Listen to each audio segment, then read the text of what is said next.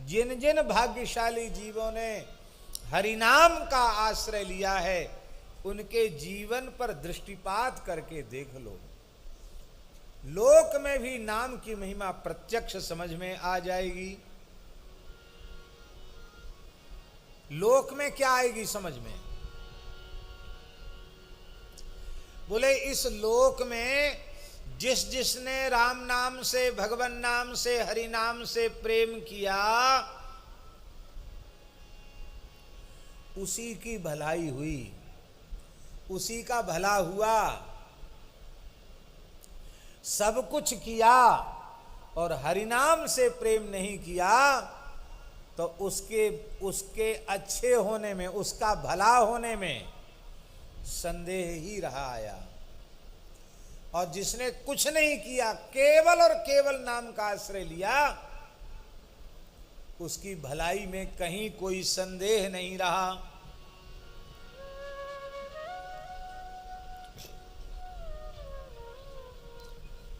सामने श्री मदन मोहन दीक्षित जी बैठे हैं, बड़े भाग्यशाली हैं ये। परम श्रद्धेय पूज्य प्रातः स्मरणीय संकीर्तनाचार्य श्री पंडित शिव शंकर जी दीक्षित दादाजी के सुपुत्र हैं, ज्येष्ठ सुपुत्र हैं। दादाजी ने मानस जी का आश्रय लिया, संतों का आश्रय लिया और हरिनाम का आश्रय लिया। उसके बाद लौकिक व्यवहार के रूप में कोई काम नहीं किया, न खेती, न नौकरी, न व्यापार। केवल और केवल कथा कीर्तन के लिए उन्होंने अपने जीवन को समर्पित कर दिया। अब हम पूछ ये रहे हैं कि संसार में कौन सा ऐसा काम है जो उनका न बना हो। किसी को गीता जी के अन्यास चिंतयन्तो माम ये जनाः पर्युपासते तेषां नित्याभियुक्तानां योगक्षेमं वहाम्यहम्, इसका ठीक अर्थ समझना हो तो पूज्य दादाजी के जीवन को देख लेना चाहिए। गृहस्थ होते हुए, चार चार पुत्र होते हुए भी प्रातः काल ब्रह्मवेला से लेकर रात्रि 11 बजे तक उनके यहां कथा कीर्तन की ही धूम रहती थी। ऐसा तो उनका जीवन बीता। लोक में कोई काम रुका नहीं, बढ़िया से बढ़िया सब हो गया। शायद नौकरी चाकरी व्यापार आदि करते तो इतना बढ़िया नहीं होता। और राजा से रंक तक कौन ऐसा था जो उनके चरणों में नतमस्तक न हुआ हो।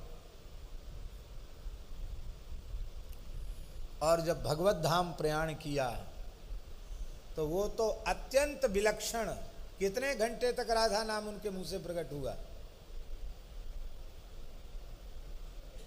है?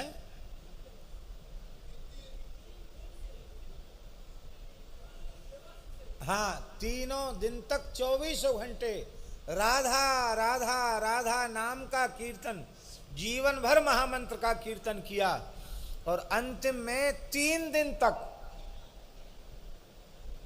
भाव समाधि की अवस्था में उनकी जिह्वा से निरंतर राधा नाम उच्चारण करते हुए उन्होंने श्री किशोरी जी के कुंज में प्रयाण किया। लोक भी बन गया, परलोक भी बन गया, क्या बाकी रह गया? गोस्वामी जी कह रहे हैं और प्रत्यक्ष देख लो, काश्याम मरणान मुक्ति ही, काशी में मरने से मुक्ति होती है। पर भैया काशी में मरने से नहीं, काशी में शिव जी राम नाम का उपदेश कर देते हैं इसलिए मुक्ति होती है। इसका मतलब है मुक्ति तो हरिनाम से होती है। काशी हूँ मरत उपदेशत महेश सोई, काशी में मरने वालों के कान में भी श्री राम तारक का ही उपदेश शंकर जी करते हैं। साधना अनेक चितई न चितलाई है। इसलिए हमारी समझ में तो ये आया है कि अनेक साधनों की ओर दृष्टि ही नहीं डालनी चाहिए। ये कर लेते तो बहुत अच्छा हो जाता, ये कर लेते तो बहुत अच्छा हो जाता, ये कर लेते तो बहुत अच्छा हो जाता। अरे सब छोड़ के नाम जप में क्यों नहीं लगते हो? एक ही साधे सब सधे, सब साधे सब जाए। केवल और केवल नाम का आश्रय क्यों नहीं लेते? तुलसीदास जी कह रहे हैं नाम का आश्रय ले लो, ज्यादा इधर उधर भटको मत।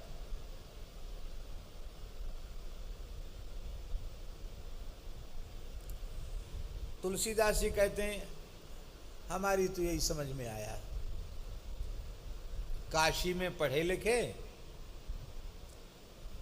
और हम वैसे तो अवतार हैं महर्षि वाल्मीकि के, तो कहने ही क्या, लेकिन हम अपनी बात कह रहे हैं। गोस्वामी जी के साहित्य को देखकर लगता है कि षडंग वेद का संपूर्ण इतिहास, धर्मशास्त्रों का, पुराणों का, स्मृतियों का इतना बड़ा ज्ञाता विज्ञ पंडित न भूतो न भविष्यति, ऐसा अगाध वैदुष्य, अगाध पांडित्य है। अद्भुत है गोस्वामी जी का। हम आपको क्या बताएं, हम अपनी अनुभूति आपको बता रहे हैं। क्या करें, हमारे पे समय नहीं रहता है, समय नहीं रहता या हमारा प्रमाद समझ लीजिए। भगवत कृपा से, गुरुजनों की प्रेरणा से अनेक पुराणों का हमने मूल पारायण किया। लगभग प्रायः सभी पुराणों के मूल पारायण हो चुके हैं। अब तक के मूल पारायण में कोई ऐसा पुराण नहीं मिला जिसमें तुलसीदास जी ने अमुक पुराण से अमुक भाव न दिया हो। कई जगह तो पाठ करते करते हमने चिन्ह लगाया है, क्योंकि तुरंत स्मृति में आ जाता कि अमुक चौपाई अमुक जगह का। देवी भागवत या उसमें से भी कई भाव रामचरितमानस में है, या तो अपने आप सब आ गए उसमें, या उनका अगाध पांडित्य ऐसा है कि उन्होंने संपूर्ण शास्त्रों का सार भाषा ग्रंथ के रूप में प्रस्तुत कर दिया। ये उनकी अपरिमित सामर्थ्य है। गोस्वामी जी कहते हैं काशी में पढ़ने के कारण, शास्त्रों को पढ़ने पढ़ाने सुनने सुनाने के कारण अनेकों साधन हमारी दृष्टि में आए, लेकिन हमने तो अच्छी प्रकार से समझकर यह निर्णय ले लिया है कि साधक का कल्याण इसी में है, उसे किसी साधन की ओर नजर भी नहीं उठानी चाहिए, उसे एकमात्र श्री हरिनाम के लिए अपने जीवन का समर्पण कर देना चाहिए। आपने किया? बोले हाँ हमने किया। क्या मिला? बोले आगे क्या मिलेगा ये तो राम जी जाने, हमें पता नहीं आगे की, क्योंकि कल आप सुन चुके हैं, को जाने को जई है जमपुर को सुरपुर पर धाम को, तुलसी मोहि भलो लागत जग जीवन राम गुलाम को, विनय पत्रिका में कहा। वो आगे की तो राम जी जाने। वर्तमान की स्थिति ये है कि जब तक मैंने अनन्य भाव से राम नाम का आश्रय नहीं लिया था, तब तक मेरी दशा ऐसी थी कि छाछी को ललाट जेते राम नाम के प्रसाद। जो कभी छाछ के लिए ललाते थे कि कोई हमें एक चुल्लू छाछ दे दे तो मेरी उदर की ज्वाला शांत हो जाएगी, हमको छटाक भर छाछ नहीं मिलती थी। और अब हम किसी के द्वार पर मांगने तो जाते ही नहीं, पर खात खुन सात सोधें दूध की मलाई है। अब राम राम करने का ये प्रत्यक्ष प्रभाव तो हमें दिखाई पड़ रहा है। क्या? खात खुन सात, कि महात्मा से पूछा, कहो महात्मा क्या कर रहे हो? अरे बोले क्या करें, गुलाब जामुन के छिलका उतार उतार के खा रहे हैं। बोलो वृंदावन बिहारी।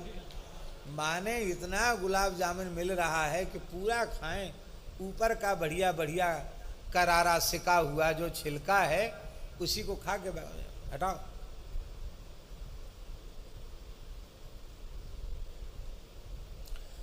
एक महात्मा थे गौड़ी परंपरा के, बड़े विनोदी थे, पूज्य श्री विपिन बिहारी दास जी महाराज। वो कहते थे कुछ नहीं, वही मखाने की थोड़ी सी खीर बना लिया, उसमें ज़्यादा नहीं 100-200 ग्राम गाय का घी छोड़ दिया। और ऐसे वो बताते थे, हमें तो भूल गया, कि ऐसी मेवा की साग बना ली और काय के पाउडर का, काजू के पाउडर का हलवा बना ली, ऐसे कुछ बताते थे वो। और कुछ नहीं, और क्या बोले, आधा से रबड़ी भोग लगाई, पी गए। क्या है, गरीबी में गुजारा करना है।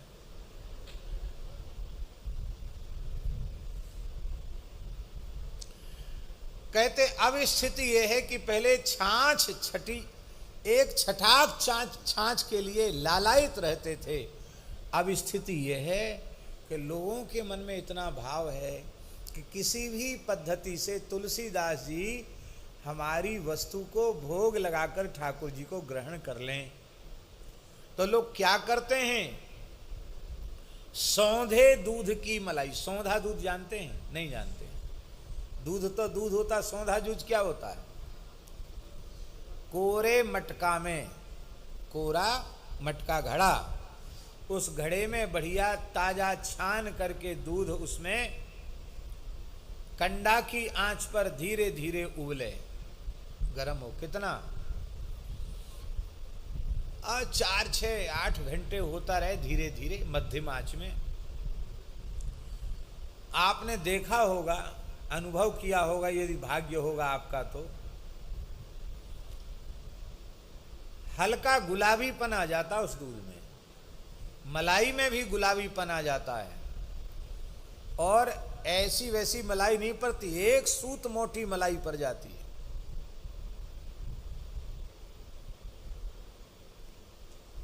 दूध दिखता ही नहीं, मलाई मलाई दिखती ऊपर से।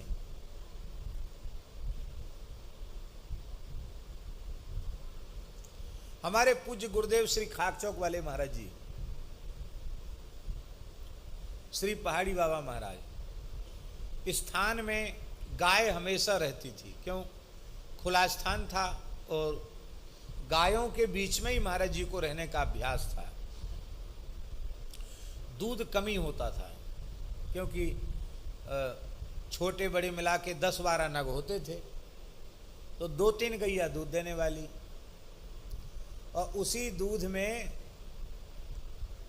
घी भी बना लेना है, उसी में छाछ भी, उसी में ठाकुर जी के लिए खोवा के पेड़े भी, और उसी दूध में शाम को सबको बांटना और स्वयं महाराज जी को लेना।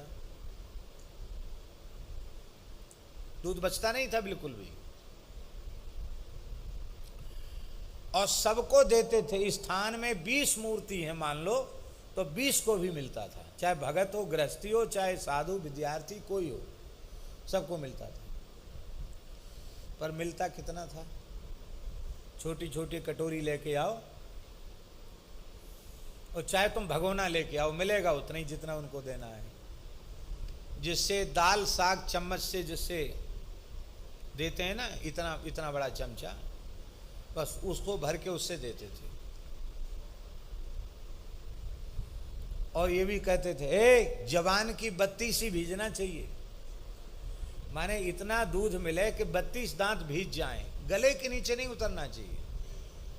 दांत दूध से 32 ही भीज गई, उतने में ही ताकत मिल जाएगी। ये राम जी का धरामृत है, ऐसा वैसा नहीं है। और आने में किसी ने देर कर दी तो उसकी खैर नहीं है, बदमाश नीच। देवताओं को दुर्लभ है, मनौने करारा अमृत के लिए है, तेरी जय रे तेरी, अमृत के लिए मनौने, अरे राम राम, अमृत के लिए मनौने। और जो ज्यादा सेवा करता उसको 1 चम्मच और दे देते और कहते कोई बात नहीं, मैं तो सांप को दूध पिला रहा हूं, यूं कह देते। मैं जानता हूं जहर बढ़ेगा, तो वो भिन भिना जाता, नहीं नहीं नहीं हम नहीं लेंगे दूध, चल हट, बक बक करता है, पी ले। ज्यादा हमको मिलता था, आधा गिलास हमको मिलता था। और महाराज जी भी इतना ही लेते थे, 1.5 पाव के करीब, पर उसमें मलाई अधिक होती थी। पर वो दूध ऐसा कि हम आपको क्या कहें, उस दूध का स्वाद हम अब तक नहीं भूले हैं। वैसा दूध पिया ही नहीं, यहां भी नहीं पिया, मलुपीठ में भी,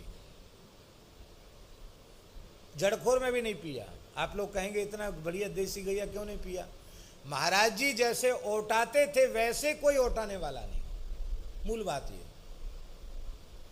सामने उनके धूना पर दूध धीरे धीरे होता, अब अपनी की नजर उनकी दूध पे बनी रहती। और कभी मिट्टी के पात्र में, उनके आचार विचार ज्यादा था तो मिट्टी का एक बार प्रयोग होने द्वारा प्रयोग नहीं करते थे, तो लोहे की कढ़ाई, चौड़ी कढ़ाई, उसमें दूध धीरे धीरे बस चलाते रहो, उबलता रहे, उबलते उबलते ऐसा हो जाता था दूध। और उसी में बढ़िया हाथरस का बिना केमिकल वाला देसी बूरा। और फिर ठाकुर जी को इतना बड़ा पीतल का गिलास, इसमें एक बार में कम से कम 1-1.25 सेर दूध आ जाए। उस गिलास में आधा तो दूध होता था और आधे गिलास में ऊपर ऊपर केवल मलाई होती थी, इतनी मलाई पड़ती थी। और जब ठाकुर जी को भोग लग गया था, महाराज इतने इतने दूध में भी ऐसे लगता था, आहा तृप्ति है गई, ऐसा।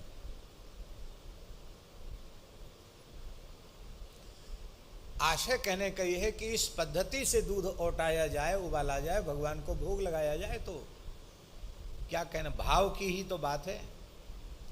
गोस्वामी जी करे ऐसे ही मिट्टी के माट मटकाओं में लोग बढ़िया भारतीय वेद लक्षणा गाय का दूध छान कर हमारे लिए उबालते हैं, अधोटा कर देते हैं, बढ़िया मिश्री केसर आदि मिलाते हैं और इतनी मोटी मलाई पड़ जाती है, फिर हमारे सामने धर देते, महाराज अपने रघुनाथ जी को भोग लगा के पाइए। तो कहते खुनसाते हुए हम दूध, अरे क्या मन भर गया मलाई खाते खाते, ऐसे करके खुनसा करके दूध की मलाई खा रहे हैं। जिसको छाछ मिलना मुश्किल था एक समय में, आज केवल राम नाम के प्रभाव से खात खुनसात शोधें दूध की मलाई है।